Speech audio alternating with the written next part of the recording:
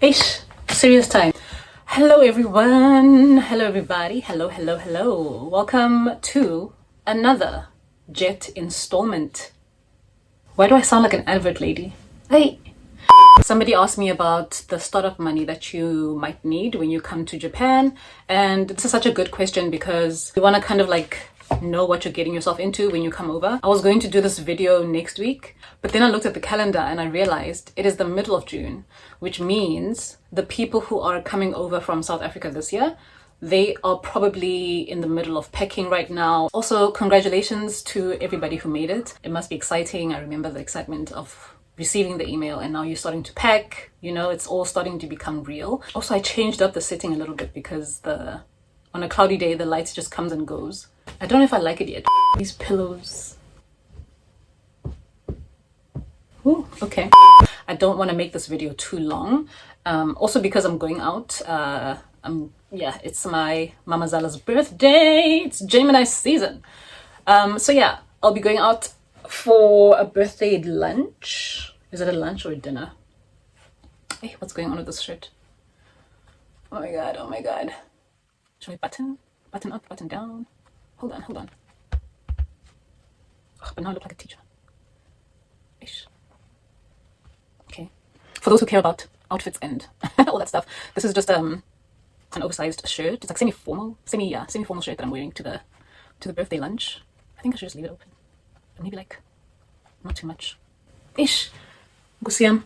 Anyway, let's get into this question. I have my little book over here, and I just want to make sure that I cover everything because it's not a lot, not really, but I want to make sure that I cover everything. So first I'm going to list the things that I think are worth mentioning. One expense that you might have to put money aside for is when you get to the airport, there's a wrapping.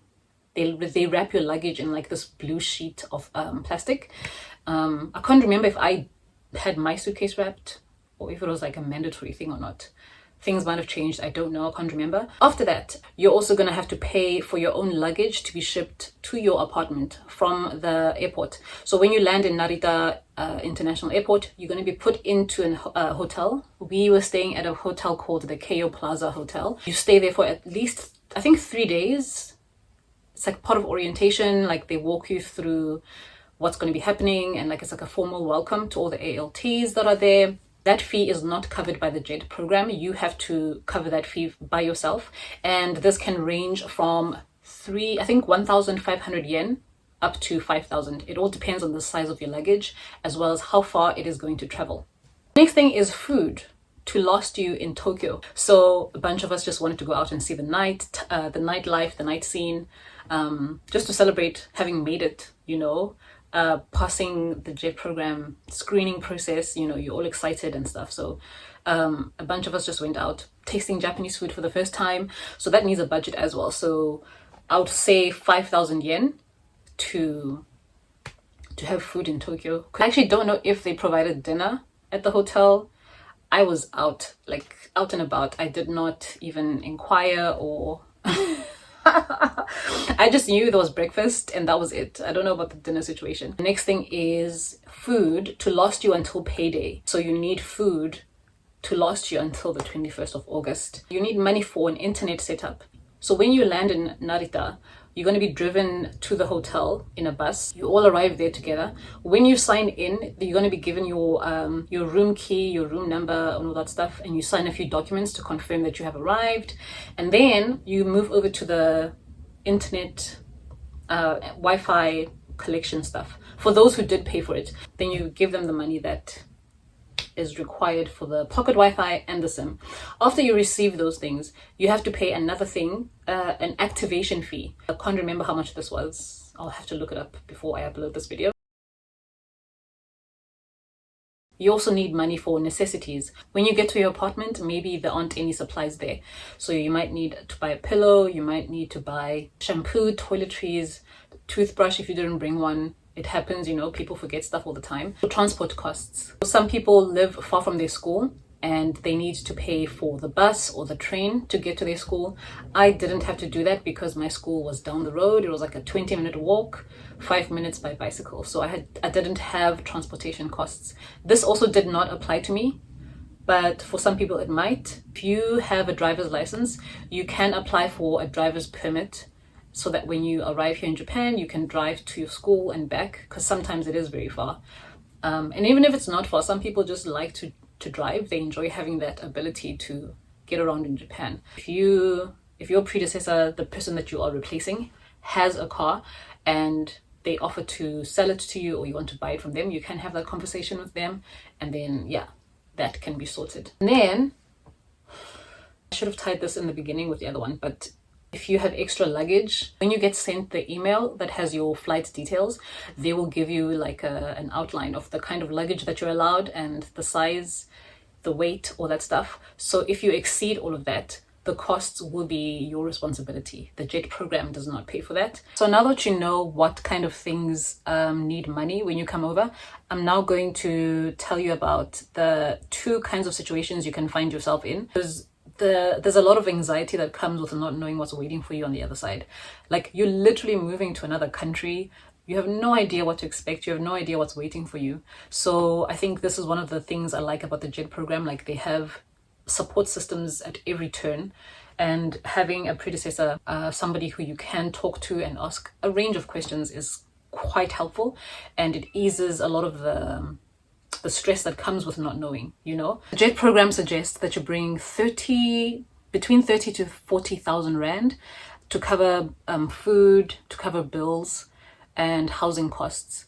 30 to 40,000 rand, I think, is for me, I think, treat that as a minimum, because you need to leave room for surprises like I had in my situation. You need to leave room for unexpected things that might happen that need extra money that you didn't quite prepare for. So I think use 30,000 to 40,000 as your minimum. If that's what you can manage, then by all means, sure. Anything lower than that, I think you might struggle a bit when you get here. If you have a predecessor, because some people don't, like I've heard of situations where people just were left in the dark. They had to figure it out by themselves. So first I'm just going to start with the predecessor one. If you do have a predecessor, I think the JET program gives them like a deadline by when to contact you and like help facilitate your transition. So my predecessor was nice enough to send me a bunch of information, documents and documents and documents. Even on Facebook, like she added me on Facebook, we're chatting in the DMs. Anything I wanted to know, she was there. Sometimes predecessors will offer to sell you their stuff. And if you want to do that, then when you're chatting to them or emailing them, you can ask them like what stuff are they selling and how much the stuff is for, and that gives you an idea of how much money to put aside. There's also money now that you need to give to your landlord when you move in and sign your lease. I had to bring over the first month's rent. I had to bring over something called key money. Key money is like a gratitude fee. It's like saying it's a fee, like and you don't get this money back, by the way. It's like money to say thank you for letting me use your apartment, or thank you for letting me stay in your apartment. I forgot the Japanese name for it, but a lot of rental agreements come with that fee. I also had to bring over a deposit fee. All of this together can cost you 2 months worth or 3 months worth of rent. I've heard people who have had to like pay 4 times that amount. So if you don't have a predecessor, you are going to struggle a bit, because now you have to fund everything from scratch. A lot of the apartments don't come with, like the new apartments don't come with a fridge or a bedding. In my situation, my apartment came already furnished. Facebook is an excellent source of information as well. There are a lot of ALT groups that have been made to help with this kind of situation. There's also another group I remember called Sakura Sales, I think. Or was it Sayonara Sales? Those are specifically for ALTs who were leaving the JET program and wanted to sell their stuff. And so incoming ALTs would join those groups and then get in touch with the people who are selling stuff, and then, you know, that's how the transactions would happen. Okay, now we come to the burning question. Where are you going to find the money? Where is this money going to come from? First, I think saving up is your best option. The earlier you save, the better. If you know that you want to come to the JET program, I think the earlier you apply, the earlier you start saving, the better for you, because now at least you have a timeline to give yourself and how much money you want to put aside until your departure. If you are weeks away from leaving, of course, then it's a bit of a stretch to say start saving. Number 2 is taking out a loan. This is, I think, one of the most popular ways that people fund their immigration. I personally think it's the most feasible one, because when you get onto the JET program, you can start to easily pay off that loan. Number 3, I've heard of people using GoFundMe. They just ask friendly, kind internet people to help out. Number 4, family. If you have a well-off family and you can easily say, hey mom, dad, can I drop me 50k there, you know, this is the salary I'll be getting in Japan, and you know, I'll pay you back, I promise, just, you know. Number 5, asking friends. Again, same as the family one. If you have friends who are able to contribute and help you along, ask like, hey, can you just fill me up here and there, I'm short of this here and there, can you just help out, I'll pay you back, kind of thing. If anybody watching is an ALT or a former ALT, or you've lived abroad somewhere else other than Japan, please drop a comment in the comment section and list other ideas that you might have tried or stories that you've heard from other people that worked for them. So at the company I was working at in South Africa, I was on the verge of like resigning. I was on my way out and I was sitting there thinking, oh my god, I can't, because I don't want to ask my mom. My mom is the kind of person who will, even if she's struggling with something, whatever financial situation she's in, she will find a way. And I did not want her to do that. I knew she would. I don't want to get emotional, but yeah, she's that woman. So I didn't want to bother her with that. I don't want to like give her that stress, because 50,000, where on earth are you even going to find that money? You know, she's a teacher herself, so it's like, you know how it is in South Africa, teachers aren't as well paid. So what I did instead, I approached HR and I explained the situation. I was like, hey, listen, I am moving to another country, so I would like access to my pension funds. You done lost your damn mind. When you get your damn mind, you call me. But if you come back and you might need that money, are you sure? Then they call in the big guys, SARS. SARS comes in and they're like, what's the situation? What is going on here? We're hearing you wanting to take out your pension. What on earth for? They were just not having it. They were like, unacceptable condition! Unacceptable! And I was sitting there like, listen, I am leaving with this money some way, somehow. This money is coming with me. It is mine. Y'all sit there, discuss it with yourselves. I will be here waiting for my money, because like it just didn't make sense to me. And mind you, my departure date, like the 20s of the July month. And I was like, listen, y'all better hurry up. After they brought in the big guns, now the top dog enters the chat, the Reserve Bank. I was like, oh my god. Yeah.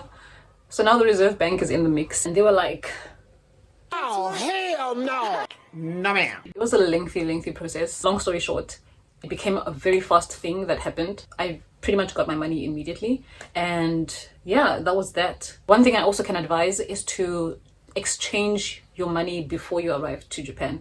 So whatever money you have, make sure you exchange it into yen. They use cash a lot here. Imagine arriving and you have to run around trying to find exchange, like a place to exchange your money. You miss out on all the orientation stuff that's happening. Just exchange your money before you leave. A lot of people did that and it made our lives super easy. That's all for today. I hope I answered the question. If I did not, please feel free to comment and ask me some more or clarification. And yeah, thank you for watching. Please don't forget to subscribe so that you can know when the next video is coming, when the next video is out. I don't know what video to do next. Maybe I'll do a video about packing, what to pack, or maybe I'll do like something more about the apartment. I feel like I didn't touch on the apartment stuff a lot. But yeah, I will see you on the next video. Thank you so much, guys, and I hope you are having a good Wednesday. It is almost Friday, so keep pushing through until we get there.